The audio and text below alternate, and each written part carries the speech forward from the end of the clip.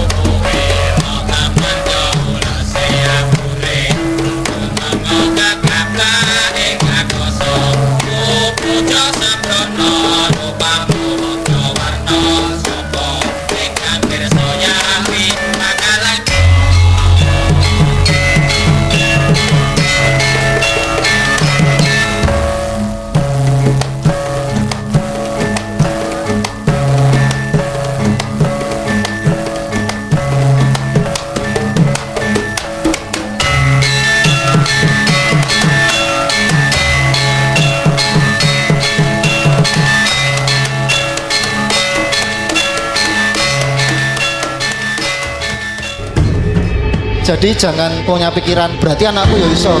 Itu perlu proses, Bu, Pak. Jadi sebagai penari yang bagus, penari sing iso duwe ketubuhan sing siap, itu butuh proses yang lumayan panjang.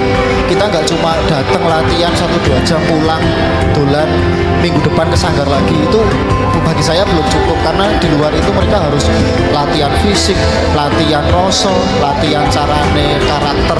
Ini joget ranggur sekedar joget, tapi joget nganggo rasa.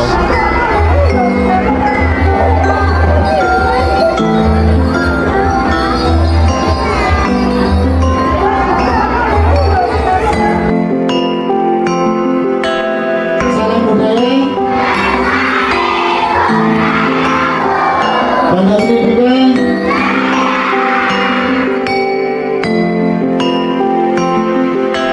Bagaimana Sobat Gos kali ini akan menampilkan lebih dari 300 anak. Wow. Saya kalau ngajar itu kedekatannya seperti kakak dan adik. Saya anggap mereka teman saya anggap mereka adik saya. Oke. Jadi ya ada kalanya saya sebagai guru, tapi saya juga belajar dari mereka begitu. Kami saling melengkapi. Oke.